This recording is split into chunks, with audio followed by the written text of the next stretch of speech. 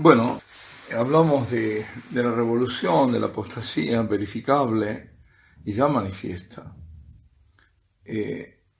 Canal Manning escribía que se daba en la separación espiritual de la Iglesia y en la oposición a esa divina autoridad, hacia la voz de Dios que viene cuando el apóstol dijo: el misterio de iniquidad está ya operando, está actuando, y San Juan declaró que los anticristos estaban ya en el mundo, que habían salido, estaban con nosotros pero no eran de los nuestros y venían del mundo, habían salido al mundo, ¿no?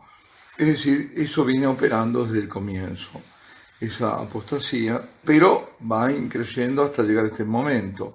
Y también se había dicho que el impío, el hijo de la perdición, el hombre de pecado, que insisto son los sinónimos del anticristo, son los nombres con los cuales lo menciona San Pablo, y no como anticristo, es una persona y que decíamos muy probablemente sea judío para suplantar al verdadero Mesías y por lo tanto un anticristo en el sentido de sustituirse, de ponerse en lugar del verdadero, y que hará falsos prodigios, pedirá el culto para sí, reclamando, digamos, el culto divino, como si fuera Dios.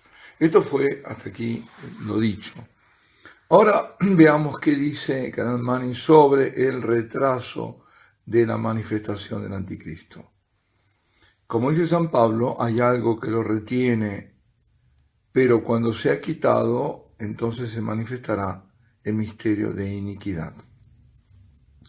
Por un lado, hay un permanente obrar de ese misterio de iniquidad, o sea, del espíritu del mal en el mundo, un espíritu que está más allá del mal que produce el hombre con su pecado, más allá. Y por el otro, hay una permanente barrera que evita su total manifestación de este misterio de iniquidad hasta un tiempo fijado en el que ese impedimento será quitado. San Pablo tiene dos expresiones, como que es un algo y que es un alguien. Y lo dijimos en esa resumen que hicimos sobre el segundo, no resumen, sino aclaración sobre la segunda carta a los Tesalonicenses, donde se la mencionó. Es decir, es un algo y es un alguien. Es to katejón y o katejún. Suenan parecidos, pero no. En un caso es un neutro, en otro caso es un masculino. Por otra parte, esa revelación del misterio de iniquidad es en sí la manifestación del anticristo, del hombre de pecado.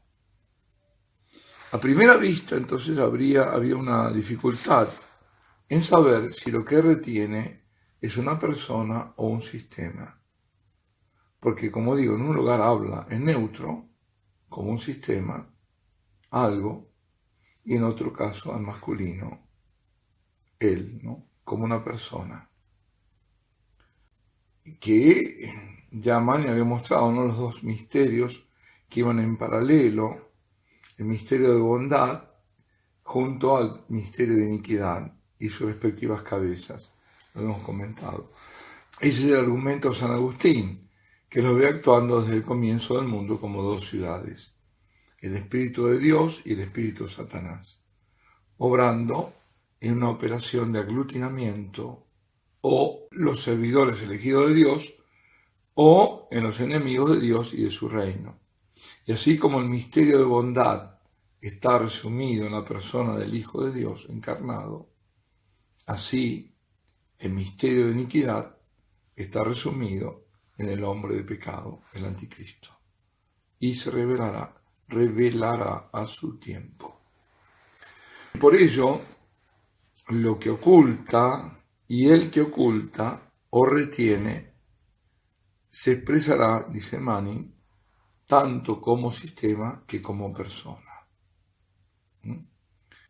Pues ya lo estamos viendo, yo lo diré más adelante, qué sistema es y qué persona es. Pero bueno, dejémoslo, sigamos con el Canal Manning. Veamos primero el inicuo. el sin ley, como lo llama San Pablo, el anticristo de San Juan, es el que no está sujeto a la ley de Dios o del hombre. Su única ley, ¿cuál es? Es su propia voluntad. Lo que desea es la única regla o ley que obedece o que conoce. La palabra griega, justamente, para este sin ley es anomos. A es siempre privaciones, sin nomos, ley. Anomos, sin ley, licencioso, digamos. Se da la licencia de hacer lo que le viene en gana, lo que quiere. En el libro del profeta Daniel hay una profecía que dice que en el último tiempo del mundo, en que aparecerá un rey que hará lo que él quiera, ¿no? Dice en Daniel 11:16, que se exaltará él mismo por encima de todo lo que es llamado Dios y que blasfemará contra el Altísimo. Daniel 7:25.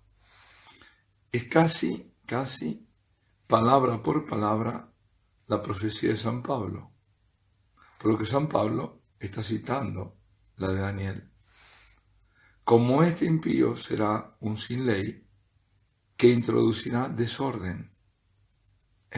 Provocará e introducirá desorden, caos, sedición, tumultos y revolución, tanto en el orden temporal como en el espiritual. Por lo tanto, quien se lo oponga, quien lo retenga en su desarrollo, será su directo antagonista luego de su manifestación y debe necesariamente ser el principio de orden el que lo retenga, la ley de sujeción a Dios, la autoridad de la verdad y del derecho. Ese es el catejón, que representa todo eso. La ley de sujeción, principio de orden, autoridad de la verdad. Ahí está. Y esto nos da una pista importante para ver dónde se encuentra ese sistema y esa persona que impide la revelación del hombre de pecado. Pero antes veamos qué interpretaban los primeros padres sobre el tema. Tertuliano, por ejemplo, creía que era el Imperio Romano, el catejón, que era el gran principio de orden en el mundo que mantenía la tranquilidad en la tierra, la famosa Pax Romana, ¿no? Lactancio, posterior a Tertuliano, en su escrito, tenía la misma opinión. Ambos se unieron a los cristianos de su tiempo en el deber de orar por la preservación del imperio, porque lo veían como la barrera material contra esa irrupción del mal, del caos, que vendría sobre el mundo a la caída de Roma. Si Roma caía, entonces venía todo el caos, todo el barbarismo, todo eso, bueno, había que rezar para que se preservara el imperio. Aunque ese imperio era un imperio al comienzo pagano, ¿no? No estamos hablando del imperio a partir de Constantino.